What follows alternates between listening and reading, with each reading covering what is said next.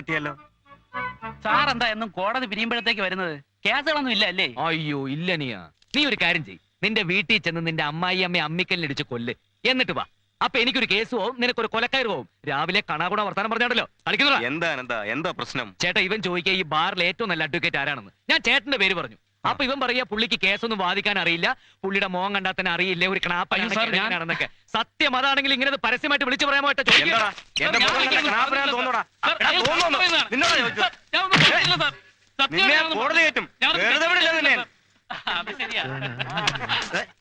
എന്താടോ അകത്തൊരു കൂട്ടച്ചിരി? പണ്ട് ചന്തുമേനോൻ ചെണ്ട കൊട്ടിച്ച പോലെ വല്ല സംഭവം കോടതിയിൽ നടന്നോ? ദിവസവും അങ്ങനെ പലരെയും അവിടെ ചെണ്ട കൊട്ടിക്കാറുണ്ട്. അത് ആസ്വദിക്കണമെങ്കിലേ വല്ലപ്പോഴും കോടതിക്കകത്തുനിന്ന് കയറണം. കോടതി കയറിയില്ലെങ്കിൽ എന്താടോ, തന്റെ വക്കീലിനേക്കാൾ കൂടുതൽ കേസ് എനിക്കുണ്ട്. അതേ, മറ്റ് വക്കീലന്മാരൊരു കേസ് കിട്ടിക്കഴിഞ്ഞാൽ അത് അവധിക്ക് വെപ്പിച്ച് കുറഞ്ഞത് ഒരു 5 വർഷത്തേക്കെങ്കിലും നീട്ടും. അതേ കേസ് എന്റെ കൈ കിട്ടിയാൽ അത് 5ന്റെ അന്ന് ഞാൻ ഒതുക്കും. പിന്നെ അവന്മാർ 5 വർഷം തൊണ്ടയിലെ വെള്ളം വറ്റിച്ചുണ്ടാക്കുന്ന കാശ് അത് വറ്റിക്കാതെ തന്നെ 5 ദിവസം കൊണ്ട് ഞാൻ ഉണ്ടാക്കും. പിന്നെ എന്തിനാണോ അതിനകത്ത് കയറുന്നത്? അതും ശരിയാ. അറിഞ്ഞോ, ചിത്രപുരം കൊട്ടാരത്തിന്റെ ഭരണം റിസീവർക്ക് കൈമാറി. ചിത്തിരപുരം കൊട്ടാരത്തിന്റെ ഭരണം റിസീവർക്ക് കൈമാറി. അത് ആർക്കെങ്കിലും കൈമാറിട്ട് തനിക്കെന്താടോ? അല്ല, ഇന്ന് സാറിന്റെ ഗുമസ്തനെ കണ്ടില്ലല്ലോ. അവൻ ചത്തു. എന്റെ കർത്താവേ, മുട്ടനാടുകൾക്കിടയിൽ അകപ്പെട്ട കുഞ്ഞാടിനെ പോലെ ആയല്ലോ ഞാൻ. ഞാൻ പറയുന്ന സമാധാനമായിട്ടൊന്ന് കേക്ക്. ഒത്തുതീർപ്പാണ് നല്ലത്. പുല്ലും പറയണ്ട. ഒത്തുതീർപ്പിനായിരുന്നെങ്കിൽ ഇങ്ങോട്ട് എന്നാണോ? ഞങ്ങളുടെ പഞ്ചായത്ത് പ്രസിഡന്റിനെ കണ്ടാൽ മതിയായിരുന്നല്ലോ. എന്റെ സിസ്റ്ററെ, എനർജി വേസ്റ്റ് ചെയ്യരുതേ. അനന്തം വക്കീൽ ഒരു സമാധാന പ്രിയനാണ്. സമാധാനത്തിന്റെ 3 വെള്ളരി പ്രാവുകളാണ് അദ്ദേഹം വീട്ടിൽ വളർത്തുന്നത്. പിന്നെ ഞാൻ ഒരെണ്ണം ചത്തു. ഞാനെന്ത് വേണം? ഇയാളെ തള്ളെ അകത്താക്കാതെ എനിക്ക് ഉറക്കം വരില്ല. അത്രയ്ക്ക് അനുഭവിച്ചു ഞാൻ. എന്തനുഭവിച്ചെന്നാ? അനുഭവിച്ചത് മുഴുവൻ ഞാനാ. കല്യാണം കഴിഞ്ഞ അന്ന് മുതൽ ഇവിടെ എനിക്ക് സമാധാനം തന്നിട്ടില്ല.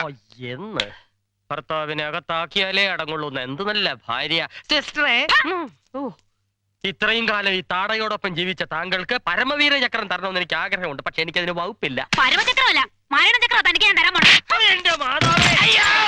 എന്താണോ? അനന്തം വരുന്നതിന് മുമ്പ് ഇവരുടെ പ്രശ്നം ഒത്തുതീർപ്പാക്കാൻ ഞാൻ ശ്രമിച്ചതാ. ഇവരെന്നെ ഇപ്പൊ തീർത്താന്. അനന്തനല്ല, ഐക്യരാഷ്ട്ര സംഘടന വിചാരിച്ചാലും ഇവരുടെ പ്രശ്നം തീരില്ല. ഇന്ത്യയും പാകിസ്ഥാനും പോലെ ഒന്ന് നിർത്തുമ്പോ മറ്റേ തുടങ്ങും. എന്ത് വെടിയല്ല, തനിക്ക് അടിയ തരേണ്ടത്. ഉർമീസേ, താൻ വക്കീലല്ല, എന്റെ വെറും ഗുമസ്തനാ. അയ്യോ സോറി സർ. ഇതെന്താ കാളച്ചന്തയെന്ന് വിചാരിച്ചോ? പ്രശ്നങ്ങൾ പരിഹരിക്കാൻ വേണ്ടിയിട്ടാണ് ഒത്തുതീർപ്പിനെ വിളിപ്പിച്ചത്. എനിക്ക് കോടതിയിൽ നിന്ന് തന്നെ വിധി കിട്ടണം. അതിനൊരു 9 വർഷമെങ്കിലും കാത്തിരിക്കേണ്ടി വരും. 9 വർഷം? കോടതിക്ക് നിങ്ങളുടെ മാത്രമല്ല, വേറെ ഉണ്ട് ഒരുപാട് കേസുകൾ. പ്രതിഭാഗം വക്കീൽ ഹാജരാകുമ്പോ വാദിഭാഗം വക്കീൽ അവധിക്ക് അപേക്ഷിക്കും. അങ്ങനെ നിങ്ങളുടെ കേസ് നീട്ടിവെച്ച് നിങ്ങൾക്ക് അനുകൂലമായൊരു വിധി കിട്ടാൻ ഏകദേശം ഒരു 9 വർഷമെങ്കിലും കാത്തിരിക്കേണ്ടി വരും. ഇതിനുള്ളിൽ എത്ര പ്രാവശ്യം നിങ്ങൾ കോടതി കയറി ഇറങ്ങണം? ഇനി നിങ്ങൾ തന്നെ തീരുമാനിക്കുക. ഒത്തൊരുമിച്ച് ജീവിക്കണോ അല്ല അടിച്ച് പിരിയണോ എന്നല്ലേ ഉറു.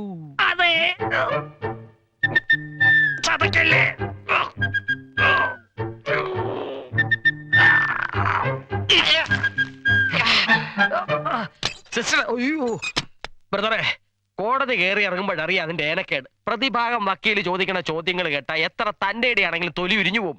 പരപുരുഷ ബന്ധം, അവിഹിത ഗർഭം, അനാശാസ്യ നടപടി, പീഡനം, ഇതൊന്നും സ്ഥാപിച്ചെടുക്കാൻ ഇക്കാലത്ത് യാതൊരു പ്രയാസവും ഇല്ല. ഒരു പെണ്ണ് വിചാരിച്ചാൽ മതി, വാദി ചിലപ്പോ പ്രതിയായെന്നിരിക്കും. ഇനി നിങ്ങൾ തീരുമാനിക്കും ഒത്തുതീർപ്പ് വേണോ അതോ തമ്മി തല്ലി പിരിയണോ എന്ന്. അനന്ത, സത്യത്തിൽ അനന്തനെ സമ്മതിച്ചെന്നിരിക്കുന്നു. തമ്മി തല്ലി പിരിയാൻ വന്നവരിപ്പതേ ഇണക്കുരുവികളെ പോലായി. അനന്തന്റെ ഗുമസ്തനാകാൻ ഭാഗ്യം കിട്ടിയതിൽ എനിക്ക് അപമാനമുണ്ട്, അല്ല അഭിമാനമുണ്ട്. ഇണക്കുരുവികൾ പറന്നു പോകുന്നതിന് മുമ്പ് അണ്ണൻ പോയി വേഗം ഫീസ് കളക്ട് ചെയ്യേ. തന്നോടാ. പച്ചച്ചാണകത്തിന് തീ പിടിച്ച പോലെ ഓടുക നന്ദനവർമ്മ. എത്ര ഓടിയാലും പട്ടി ചന്തയ്ക്ക് പോയതുപോലെ തിരിച്ചു വരാനല്ലേ വർമ്മയെ പറ്റൂ. പറയാനൊക്കത്തില്ല. അയാളുടെ കെയർ-ഓഫിൽ മറ്റാരെങ്കിലും റിസീവർ സ്ഥാനം കൈയടക്കിയ പിന്നെ ഞാൻ ജീവിച്ചിരുന്നിട്ട് കാര്യമില്ല. വർമ്മ ധൈര്യമായിട്ടിരിക്കണം. ചിത്തിരപുരം കൊട്ടാരത്തിന് റിസീവർ വിധിച്ചിട്ടുണ്ടെങ്കിൽ അത് ഞാൻ തന്നെ ആയിരിക്കും. ഉറപ്പിക്കാലോ? ഉറപ്പിക്കാം. അതിനുള്ള കേട്ടൊക്കെ ഞാൻ എപ്പോഴേ കെട്ടിക്കഴിഞ്ഞു. മറ്റാരുടെയും പേര് മന്ത്രിയുടെ കണ്ണി പെടത്തില്ല. ഞാൻ സൈക്കിൾ ഫാക്ടറിയുടെ റിസീവർ ആയിട്ടിരുന്നപ്പോഴേ നല്ലൊരു പുള്ളി കൊടുത്തതാ. അതത്ര പെട്ടെന്ന് മറക്കാൻ പറ്റുമോ? അങ്ങനെയാണെങ്കിൽ മരങ്ങളുടെയും പ്രോപ്പർട്ടീസിന്റെയും ലിസ്റ്റ് തയ്യാറാക്കുമ്പോൾ മുതൽ നമ്മൾ ശ്രദ്ധിക്കണം. 10 പെറ്റവനോടാ കടിഞ്ഞൂൽ പേരിന്റെ കാര്യം പറയുന്നത്. അത് ശരിയാ. എന്നാ ഒന്നുകൂടി ഒഴിക്കട്ടെ.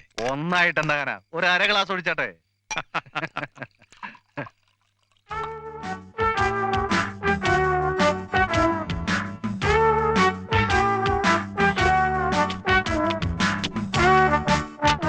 എന്താ ഉർമിച്ചേട്ടാ ഇത്? വിഴുങ്ങാതെ സാവധാനം തിന്ന്.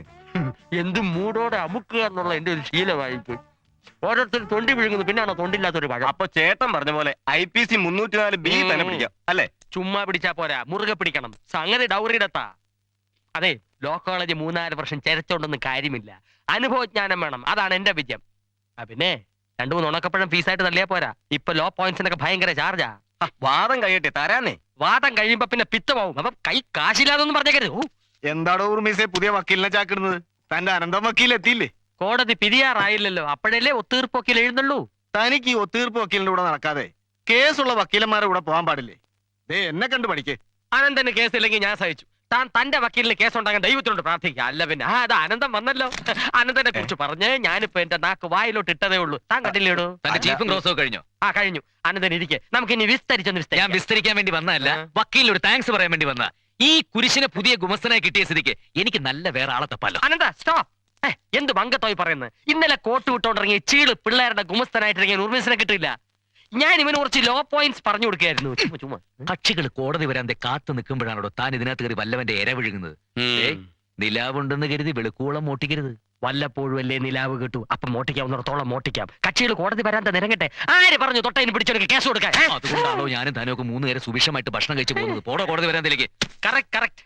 അതെ, 2-3 ലോ പോയിന്റ്സ് കൂടെ പറഞ്ഞു തരാനുണ്ട്. അത് ഞാൻ വന്നിട്ട് പറഞ്ഞുതരാം. അതിന് മുമ്പ് താൻ ഊൺ ഓർഡർ ചെയ്ത് നോക്കി. കൂടെ കരിമീൻ മപ്പാസ് വിത്ത് ലെസ് ഗ്രേവി. ഞാൻ ജഡ്ജിക്ക് കുറച്ച് ലോ പോയിന്റ്സ് പറഞ്ഞു കൊടുത്തിട്ട് വരാം. അതുവരെ ഞാൻ തന്ന പഴുത്തന്റെ തൊഴിലായിക്കൊണ്ടിരിക്കും. ഇയാൾ എന്നെ ഒരു വഴിയാ.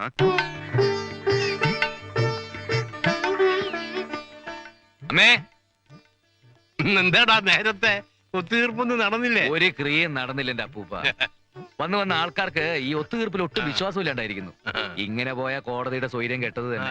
കോടതിയുടെ സ്വൈരം കെട്ടാലും വേണ്ടില്ല, വീട്ടിലെ സ്വൈരം കെടാതിരുന്നാ മതി. ഇവിടെ എന്താ സ്വൈര്യക്കേട്? നിന്റെ അമ്മാവൻ ഇന്നിവിടെ വന്നിരുന്നു. ഇനി പറയാനൊന്നുമില്ല. വക്കീല് പണിക്ക് അയച്ചിട്ട് വരുന്ന കേസൊക്കെ ഒത്തുതീർപ്പാക്കാൻ നീ എന്താ ഗാന്ധിയാണോ ഏട്ടൻ ചോദിച്ചത്? പത്മാവതി, നിന്റെ ഏട്ടന്റെ ഗാന്ധിയെ കുറിച്ച് പറയാനുള്ള വിവരമൊക്കെ അങ്ങനെ ചോദിക്കണ്ട അപ്പൂപ്പ. അപ്പൂപ്പൻ തന്നെ ഇവനെ ഇങ്ങനെ വഷളാക്കുന്നത്. ദേ, ഞാനിതൊന്നും കാണുന്നില്ല എന്നാ വിചാരം. അതാര്? എന്റെ അമ്മയുടെ നായര്. അച്ഛൻ അങ്ങനെ ഒരു പേരുണ്ടായിരുന്നോ? എന്റെ വായിരിക്കണൊന്നും കേക്കണ്ട. അമ്മയെ പ്രശ്നങ്ങൾ പരിഹരിച്ചാ പോരെ, അതിന് കോടതി തന്നെ പോണെന്ന് എന്താ അത്ര നിർബന്ധം? അതെ, നേരിട്ട് അമ്മാവനോട് തന്നെ അങ്ങ് ചോദിച്ചാ മതി. നാളെ രാവിലെ തന്നെ അങ്ങോട്ട് ഇല്ലണമെന്ന് പറഞ്ഞിട്ടാ ഏട്ടൻ പോയത്. ഇനി സുഗന്ധിയുമായിട്ടുള്ള കല്യാണക്കാര്യം സൂചിപ്പിക്കാനായിരിക്കോ? അതൊന്നും എനിക്ക് അറിഞ്ഞൂടാ. ദേ അവൾ അകത്തുണ്ട്, നീ നേരിട്ട് ചെന്ന് ചോദിക്കും. യുവർ ഓണർ, എന്റെ കേസിലെ പ്രതി നിരപരാധിയാണ്. ഒരു മുറച്ചെറുക്കനെ പ്രേമിച്ചു എന്നൊരു തെറ്റ് മാത്രമേ അവൾ ചെയ്തിട്ടുള്ളൂ.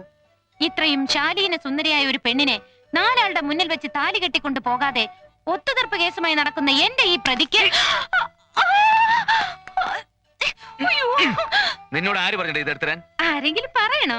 പറയണം. എന്ന് അതൊന്ന് അറിഞ്ഞിട്ട് എന്നെ കാര്യം. അനന്തേട്ട വീട് അനന്തേട്ട. അയ്യോ, കാണും. കല്യാണം കൂടി കഴിഞ്ഞിട്ടില്ല, അതിന് മുമ്പ്. അയ്യോ അനന്തേട്ട, നോക്കി അപ്പുറത്ത് അപ്പൂപ്പൻ ഇരിക്കുക. അനന്തേട്ട, അമ്മായി കേൾക്കുന്നുണ്ടോ? ഈ അനന്തേട്ട എപ്പോഴും ഇങ്ങനെയാ. അമ്മായി, ഞാൻ പോയിട്ട് വരാം. എന്താടാ പെണ്ണ് പറഞ്ഞിട്ട് പോയത്? അന്തേട്ട എപ്പോഴും ഇങ്ങനാന്ന് എനിക്ക് അറിഞ്ഞുകൂടാ. പെണ്ണുങ്ങളോട് ഇങ്ങനെ ആക്രാന്തവും ആവേശവും അധികം കാണിക്കരുത്. മുൻപരിചയമില്ല അല്ലേ? ഈ ഒരു വിഷയത്തിൽ അങ്ങയുടെ അത്രയും മുൻപരിചയമുള്ള ആരെങ്കിലും ഇന്ന് ഇന്ത്യയിൽ ജീവിച്ചിരിപ്പുണ്ടോ സ്വാമിയേ? ശരണമയ്യപ്പ.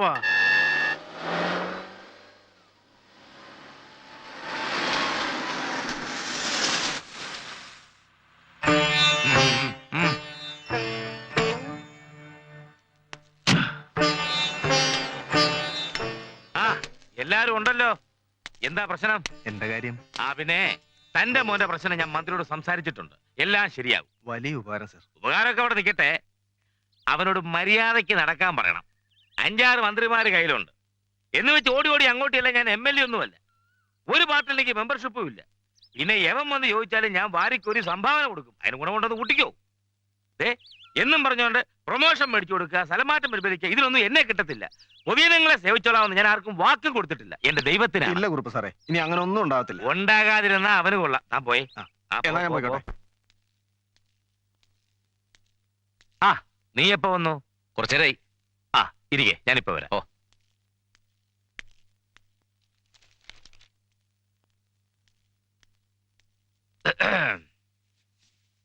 അനന്തം വന്നിട്ട് കണ്ടില്ലേ? ആ എന്തിനാ വിളിപ്പിച്ചെന്ന് അവൻ എന്നോട് ചോദിച്ചു. അവന്റെ ഫോട്ടോ എടുക്കാൻ ഫ്രൈജിൽ വെച്ച് പൂജിക്കാൻ. എന്തേ പോയി കുടിക്കെടുത്തോളൂ വാടി. അവിടെ ഒരു ശൃംഗാരം. അനഞ്ചം വന്നത് കണ്ടില്ലേ?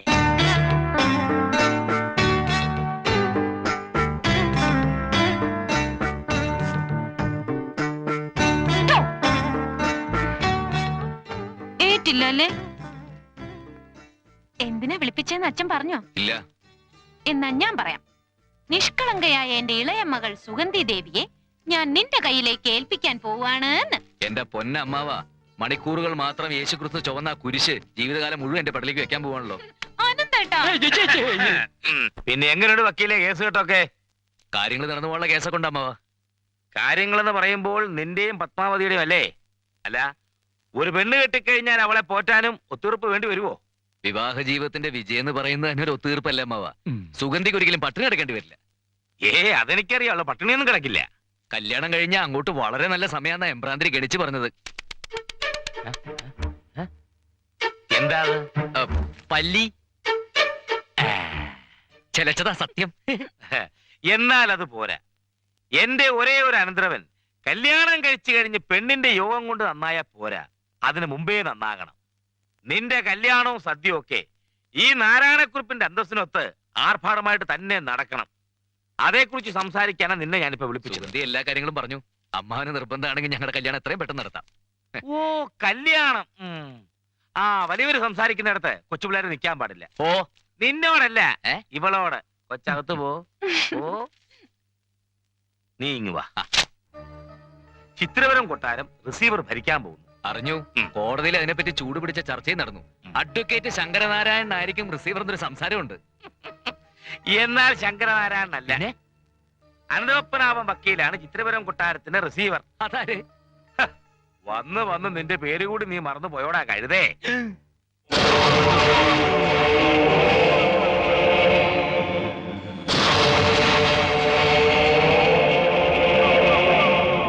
നീ തന്നെ ഇതൊക്കെ എങ്ങനെയാ പറഞ്ഞ് മനസ്സിലാക്കി കൊടുക്കുക?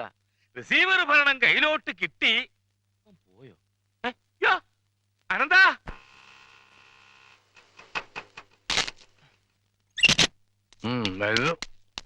എവിടെ കാല്?